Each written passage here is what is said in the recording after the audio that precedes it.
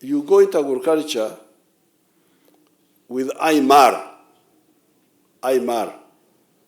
How do you say Aymar in Akaramajong? Akimar. Akimar. Because you are not going to get out of poverty if you simply say agriculture without Akimar. Because, for instance, our people in West Nile, where Oreru Huda is coming from, they are in Ichan. They are in Ichan, although they engage in commercial agriculture of tobacco. They do tobacco. Tobacco was introduced by the British to them. In other areas, like Parisa, they introduced cotton. Forget about cotton. Because cotton has for you, doesn't have a good Akimar. Concentrate on the cows, forget about cotton. Other people will do the cotton. Because the cotton, in Parisa, when I went there, I found them growing cotton. How many kilograms? What is the average land holding in Parisa? Average land holding per homestead. Each homestead has got how many acres of land? They said 2. 2 acres per family. So, what is the yield of cotton per acre? 200 kilograms in a year, in a season. And cotton you grow once because you can't grow it 2 times. And what is the price? At that time it was 200 shillings per kilo. So somebody was earning 40,000 shillings from cotton. And this was commercial agriculture, but without Akimar. There was a boy, a white boy, South African boy, who, of course, for him, he had bought a ginnery. The Uganda cotton is very good. People outside like it. It's very good quality. But it pays little. Yes, you can make money from cotton, but you need to do it on a big scale. So this one, from 1 acre, you would get 40,000 shillings. And remember, the family has got 2 acres. The second acre is for food, like for akoik, like cassava. So you're actually one-eyed. You have got only one eye for money. If you do not do the Akimar well, you will never get out of poverty. Then this white boy who wanted them to produce cotton for his factory said, no, we shall educate them and they will improve the yield. They will improve the yield to how much? I said 1,000 kilos per year, per season. Okay, let's say 1,000 times 200 shillings. That's how much is that? 200,000. How can 200,000 shillings support a family? How? That's why, in the area of Teso and Parisa, I decampaigned cotton. Yes, we need cotton, but let cotton be grown by people with a lot of land. Because if I have 200,000 from one acre, if I have 10 acres, that's 2 million. If I do 100, that's 200 million. If I do 1,000, I can get 2 billion. So after I can get a lot of money from cotton, but if I do it on a big scale.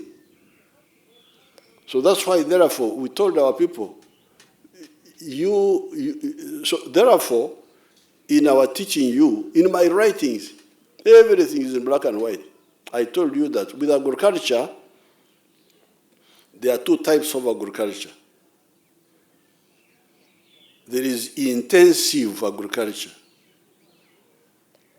where you use a small area to get high yield in terms of money. And then there is extensive agriculture.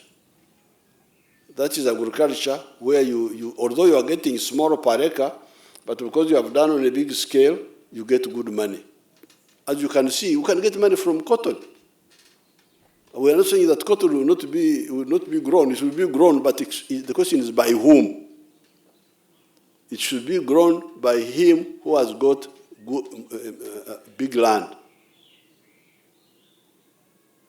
The one with small land, we have got a different medicine for him. Like the doctors, they have different medicine for a child, a different medicine for an adult. So the same with poverty. So that's why in the 1996 manifesto of the NRM, we put out the issue of the 4 acres model, which is what you say you want to go and see at Kaumu, one of the government farms. You go there and see it. 4 acres model. We said if you have got only 4 acres or less, please don't go for cotton. Because cotton needs extensive agriculture. Don't go for tobacco, because tobacco needs extensive agriculture. Don't go for tea, because tea needs extensive big land. Don't go for sugar cane, like you saw Museveni, because that needs a bit of land. You go for the 7 activities that I listed for. I came to Karamoja, I toured all the zones. I gave them out the booklets. The 7 activities for the people of 4 acres and less are: number 1, coffee. This coffee, in Vietnam, they get as much as 18 million shillings per acre per year. Second acre, fruits, certain types of fruits. Mangoes, oranges, pineapples. In some areas they grow grapes. Some areas they grow apples. There they give good money, more than 10 million. Some of it can even go 30 million, like the apples. 3rd acre, you put pasture for 0 grazing cows. Cows which are kept in the house, in the shed. I don't know whether the people you saw may not have been having sheds, but there are others who have sheds. Where you have, when you go to Kaumu, you will find my cows in the shed. Because there I'm showing the model of the small people. So, number 1, coffee. Number 2, fruits. Number 3, dairy, but on 0 grazing. Number 4, food. Cassava, whatever for archaic. Number 5, in the backyard, you can have poultry for eggs. Then, if you are not a Muslim, you can also look after pigs. If you are not a Muslim or a traditional Munyankore, Munyankore were not eating pigs, but now they are here, they have finished them in Kampala.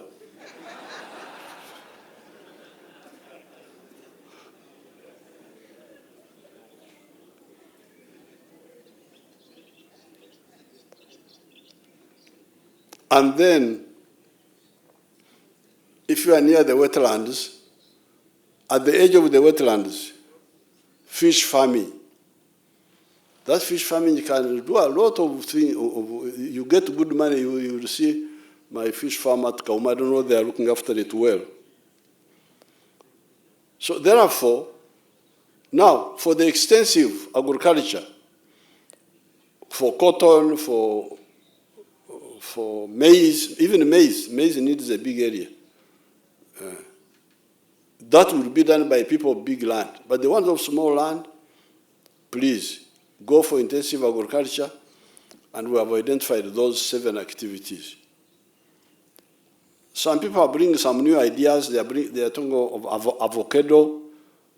I have not done the Akimar, because when I do the Akimar, I look at how much I earn per acre per annum here, but also I look at the size of the market globally.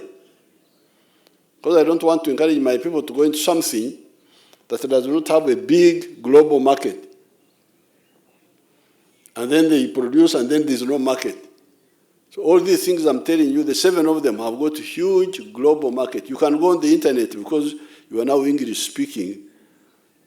If you know internet, you can go and see what is the global demand of coffee, what is the global demand of fish, what is the global demand of milk. You can go and check it yourself.